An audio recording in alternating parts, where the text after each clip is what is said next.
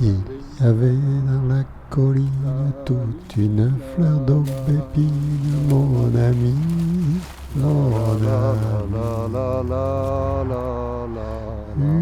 Bonsoir messieurs, dames, nous sommes donc arrivés dans le cours 353 d'art dramatique et nous allons parler de Philou Dingo, le personnage que vous voyez en ce moment à l'écran. Voilà, on va parler de lui, on va expliquer comment se fait-il que Philou Dingo soit un comédien, quelle est sa légitimité, pourquoi il joue la comédie de cette façon. En fait, on va essayer d'éclaircir ce mystère. Voilà, j'arrive. Tout le temps.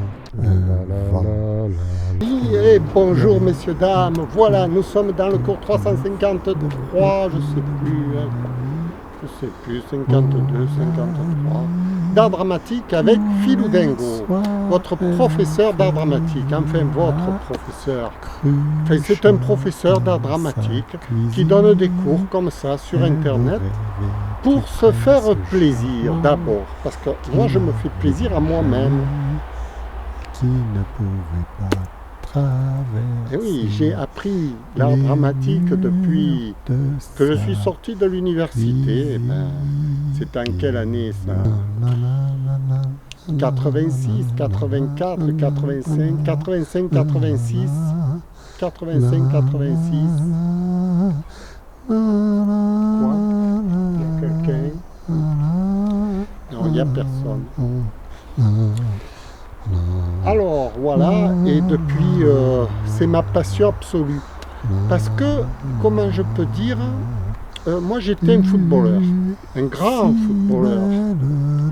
footballeur, pied droit, pied gauche, lucarne droite, lucarne gauche. J'étais dans le genre un peu de un mixte entre Platini et Beckenbauer, vous voyez. J'avais plus le style de Beckenbauer, mais j'avais la place de Platini, distributeur de balles, buteur, enfin tout ça. Une passion absolue du football. Je me réveillais le matin, j'étais football, jusqu'au soir j'étais football. Et comme à 26-27 ans,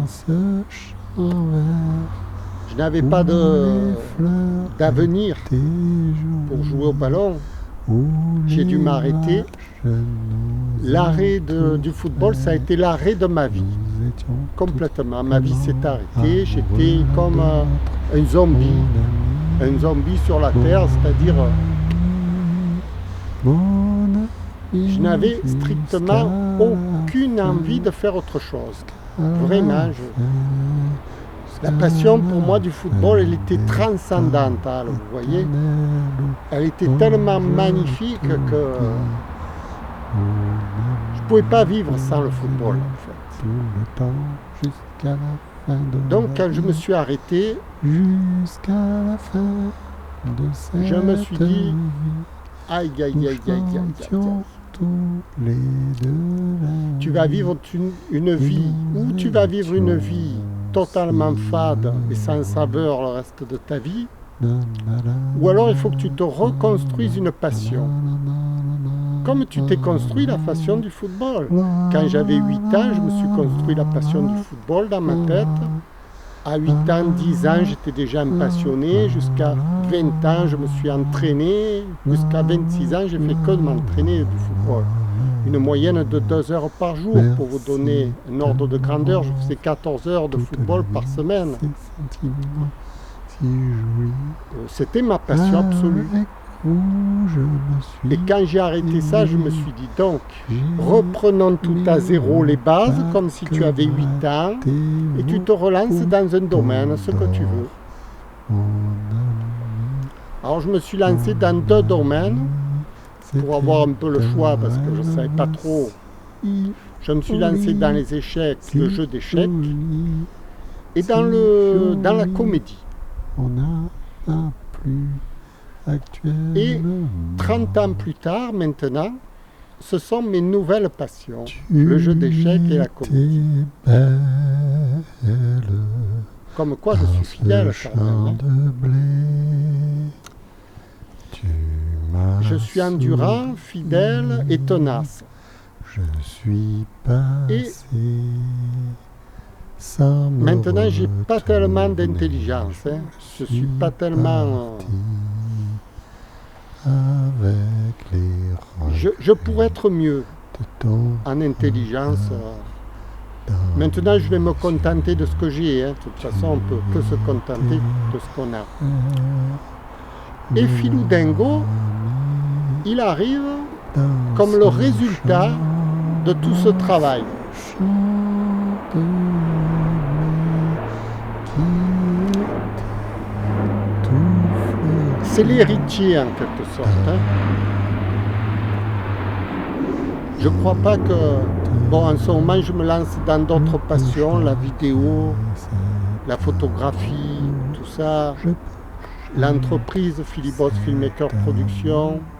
Mais c'est la résultante, Jusqu'à la c'est l'aboutissement de tout mon travail, de toute ma vie. Jusqu'à la fin. Et Philou Dingo, alors puisque c'est ça le thème d'aujourd'hui, Philou Dingo, depuis 2 ans que je joue la comédie, parce que Philou Dingo il est apparu après Ivan Ivanovic, parce qu'Ivan Ivanovic est un personnage assez difficile, dans le sens que c'est un personnage qui vous prend et puis qui vous phagocyte complètement. Il a fallu que je me débarrasse d'Ivan Ivanovic. Parce que Ivan Ivanovic, je mangeais Ivan Ivanovic, je dormais Ivan Ivanovic, tous les jours de ma vie j'étais Ivan Ivanovic. Ça suffit à un moment donné. Donc Philou Dingo, ça a été la transition d'un personnage de ma propre création, alors qu'Ivan Ivanovic, c'est la création d'Anton Tchekhov. Et Philou Dingo, ma propre création, c'est ce que je vous montre en ce moment, c'est un professeur d'art dramatique. C'est-à-dire que moi, j'ai voulu qu'il soit utilitaire au public, parce que nous sommes dans une époque où je pense qu'on ne peut plus se contenter d'être un simple comédien, un simple acteur, et qu'il faut être utile aux spectateurs. Il y a une véritable demande du public à des émissions, à des programmes qui soient culturels. C'est l'enseignement culturel. Je suis d'ailleurs animateur culturel de mon métier. Je me suis mis dans cette branche, puisque Philou Dingo, c'est un animateur, c'est un enseignant culturel, c'est plus exactement.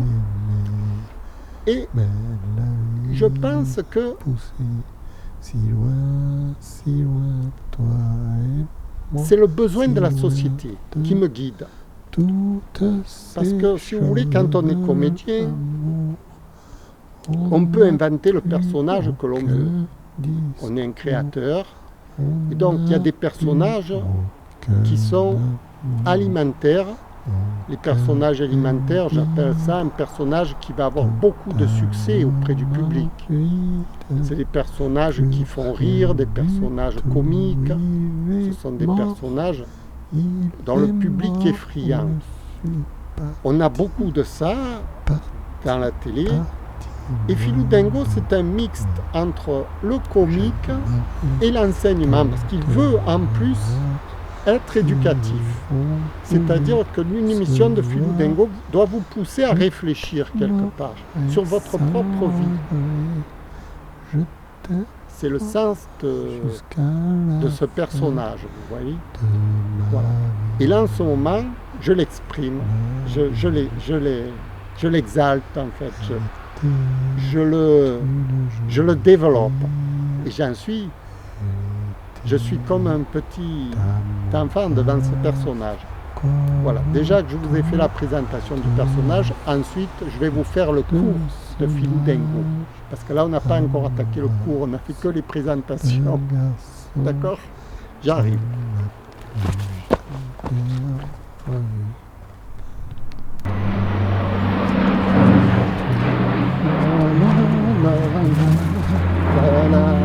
Et voilà, alors maintenant on va attaquer le cours de Philou Dingo. Alors, le 353, il vient dans une suite comme ça. Parce qu'en fait, chaque cours développe un thème et le cours d'après reprend un peu la suite du thème. Et si vous voulez, Philou Dingo, là, il atteint un petit cran, tout petit, mais intéressant tout de même. C'est-à-dire que il est plus proche de Jean-Philippe Tchifteyan. Et ça, il en est fier, vous ne pouvez pas savoir. Plus proche de lui, c'est-à-dire que il va essayer, enfin, Philou Dingo a, si vous voulez, c'est Jean-Philippe Tchifteyan amélioré. C'est comme la réalité virtuelle améliorée, vous voyez. C'est amélioré de Jean-Philippe Tchifteyan. Alors, parce qu'avant, si vous voulez, Philou Dingo, c'était un personnage distinct de Philippe Tchifteyan. Distinct, c'est-à-dire dissocié. Quand Jean-Philippe Tchifteyan voulait jouer ce personnage, il était obligé de casser, de faire une cassure avec son propre élan, sa propre personnalité, si vous voulez, pour intégrer une personnalité un peu farfelue, un peu différente. Alors que je me suis dit, en tant que créateur de ce personnage, je me suis dit, pourquoi jouer cette cassure après tout? Tu n'es pas obligé. Parce que la cassure, le problème avec la cassure, c'est que ça nuit à Jean-Philippe Tchifteyan. Si par exemple Philou Dingo devenait un peu fou, comme il est, un peu dingo, il nuit à Jean-Philippe Tchifteyan dans sa vie réelle, vous voyez. Parce que Jean-Philippe Tchifteyan, tout à coup, il devient dingo comme Philou Dingo. C'est un peu le phénomène de transition entre les personnages. Et je me suis dit, alors, pour qu'il soit plus digeste, plus intéressant pour son auteur, je vais faire un genre de Philou Dingo, mais plus gentil, plus sage, plus normal, disons, avec le caractère de Jean-Philippe, avec son caractère à lui, au lieu de le dissocier. Et à ce moment-là, comme je le caractérise avec le caractère de l'auteur, Philou Dingo devient tout à coup un Jean-Philippe Tchifteyan amélioré. Vous voyez? Et il améliore en même temps son auteur. Ce qui fait qu'il a double fonction. Il a toujours la fonction de professeur d'art dramatique et en plus, il renvoie du bien à son auteur.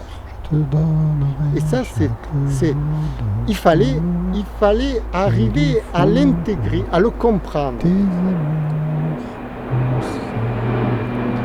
Voilà. C'était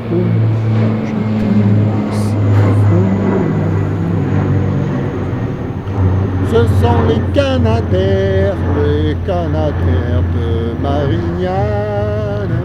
Il faut un tour. Ils s'entraînent là, parce qu'ils larguent leur pétrole sur la colline, et puis après ils font un tour et ils rentrent. Il est passé au moins 4 fois, 5 fois depuis tout à l'heure. Je ne sais pas pourquoi, il me vise. Il a vu son collègue, chaque fois qu'il me voit, il est content. Voilà.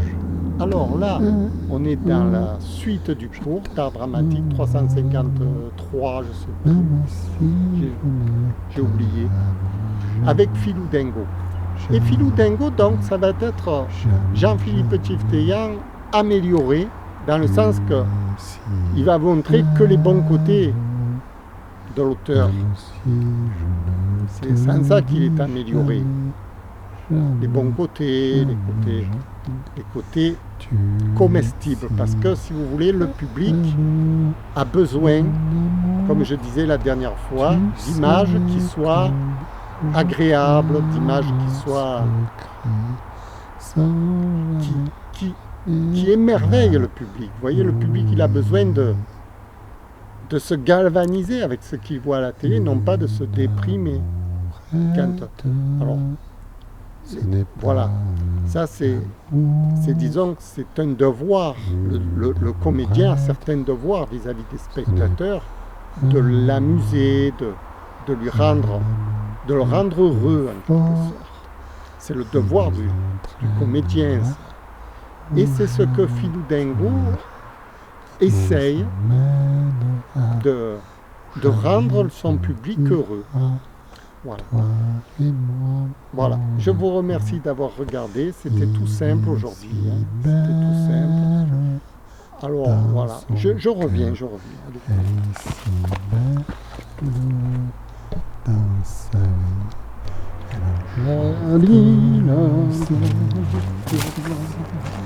Et rebonjour, alors je reviens, alors j'ai changé l'objectif pour que vous me voyiez plus de près. Alors oui, ce personnage de Philou Dingo, alors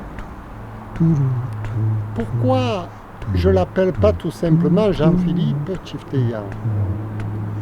Parce que si je l'appelle Jean-Philippe Tchifteyan, c'est-à-dire que si je m'appelle par mon vrai nom devant la caméra, il y a tromperie sur le spectateur. Parce que quand vous allez le recevoir chez vous, vous allez recevoir qu'une photo, un film de Jean-Philippe Tchifteyan. Mais vous n'allez pas recevoir Jean-Philippe Tchifteyan chez vous. C'est très important la différence. C'est un peu comme un tableau de peintre, vous voyez, le peintre il signe par son nom, Picasso. Le tableau est de Picasso. Quand vous le recevez chez vous, le tableau, ce n'est pas Picasso que vous recevez chez vous. C'est la création de Picasso. C'est différent. Vous ne pouvez pas appeler le tableau de Picasso Jean Picasso, par exemple. C'est Jean Picasso que je regarde toute la journée. Non, vous ne pouvez pas dire ça. C'est un tableau de... Et là, c'est pareil.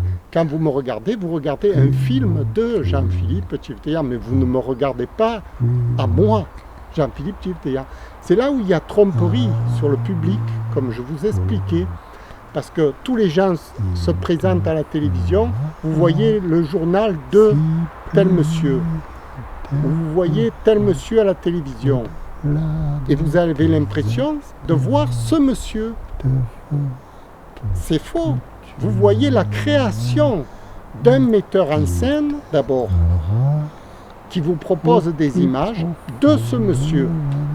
Déjà, vous ne savez même pas qui est le metteur en scène quand on vous propose des images. Vous ne savez même pas qui est le créateur des images qu'on vous propose. C'est comme si Picasso, il vous présentait un tableau et puis qu'il montrait par exemple l'abbé des Anges à Marseille qu'il avait peint et qui marque tableau de l'abbé des Anges. C'est juste, c'est le tableau de l'abbé des Anges, mais c'est un tableau de la création de Picasso. Il faudrait quand même qu'il marque son nom. Et dans les émissions,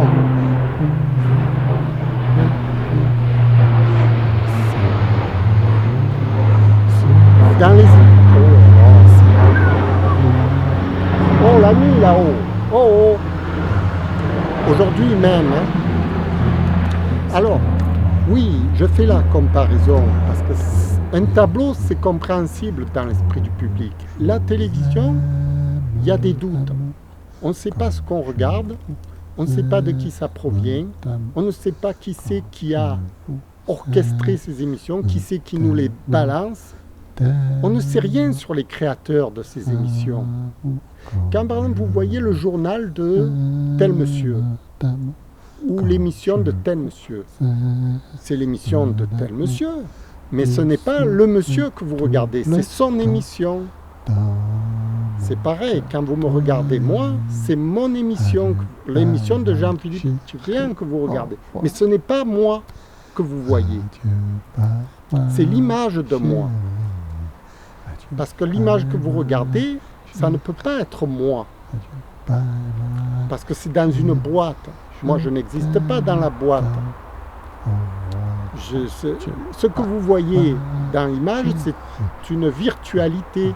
C'est une image virtuelle, ce n'est pas moi. C'est à partir de... Vous voyez la différence?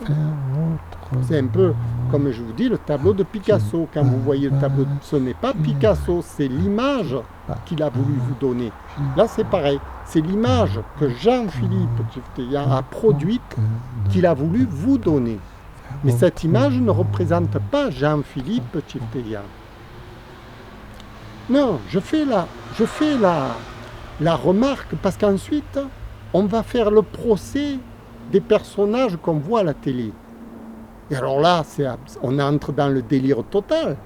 C'est comme si on faisait le procès d'un tableau de peinture en disant « Ah, dans ce tableau, vous assassinez quelqu'un avec la hache. » Mais c'est qu'un tableau virtuel. Ce n'est qu'une image créée par l'homme. Ce n'est pas la réalité, le tableau. Et l'émission de télévision, c'est pareil. Ce sont toutes des fictions. C'est-à-dire que même que vous voyez, par exemple, un très grand professeur à la télévision qui vous parle sérieusement, vous voyez un ministre, n'importe quoi, ce sont des images fictives. Ce ne sont pas eux qui parlent, ce sont simplement des acteurs et des comédiens. Et vous ne pouvez donc pas attaquer le comédien ou l'acteur qui parle. Il a le droit de s'exprimer, de dire ce qu'il veut. Vous pouvez contester, c'est-à-dire vous pouvez ne pas être content de l'émission que vous regardez. Vous n'êtes pas content, vous changez de chaîne, c'est à votre libre arbitre. Mais l'émission, c'est-à-dire que c'est inattaquable. Parce que ce sont des personnages virtuels. Et ça ne représente pas la véritable personne que vous voyez en vrai dans la rue. Une vraie personne dans la rue, elle peut commettre des forfaits, alors qu'à la télévision, les forfaits sont virtuels, c'est de la fiction. Vous voyez quelqu'un à la télévision, vous voyez un crime à la télévision, c'est du virtuel. Vous voyez quelqu'un qui s'exprime à la télévision, même ses paroles, tout ça, c'est tout du virtuel. On ne peut rien accepter de réel dans un poste de télévision. C'est là où il y a l'escroquerie envers le public, parce que les émissions télévisées, justement, ne veulent pas dire qu'elles sont fictives, que tout est faux. Au contraire, ils veulent que soit tout vrai. Ils prennent des gens dans la rue, ils filment la réalité pour dire que, vous voyez, ce qu'on vous donne, c'est de la réalité, ce n'est pas de la fiction. Alors pourquoi ils font ça? Puisqu'en réalité, c'est de la fiction. Pourquoi ils ne sont pas francs avec le public? Pourquoi ils n'affirment pas, en effet, c'est une fiction ce que vous regardez? Parce qu'ils veulent vous manipuler à travers les images, de telle façon que vous pensiez que les images soient vraies et que vous en teniez compte. C'est là où il y a escroquerie. Parce que les images que vous voyez à la télé, vous ne devez pas du tout en tenir compte. Ce sont des images fictives. C'est comme des dessins animés. Vous voyez, c'est comme un tableau de peinture. C'est la même chose. Est-ce que vous devez prendre compte d'un tableau de peinture pour diriger votre vie?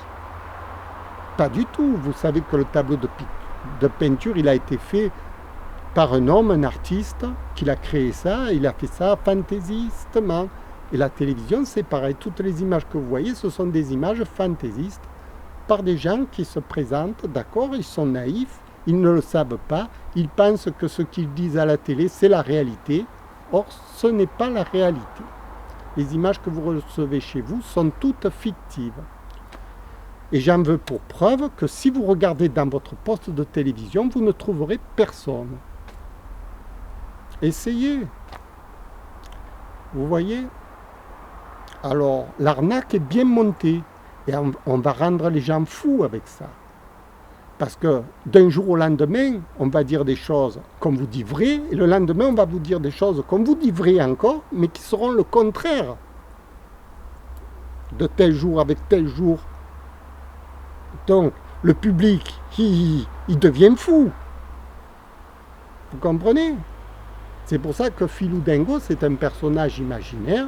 Ça ne peut pas être Jean-Philippe Tchefteyan. Jamais de la vie. Parce que Jean-Philippe Tchefteyan, si vous le rencontrez en vrai, vous pouvez lui parler, vous pouvez le voir, Vous pouvez le toucher, vous pouvez... En vrai, c'est différent que dans une télé. Dans une télé, c'est qu'une image fictive. Peut-être que la couleur ne sera pas la vraie que ce qui est la réalité.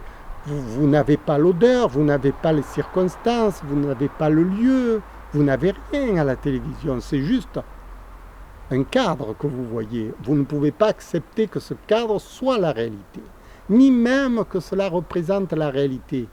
C'est un danger de dire ça.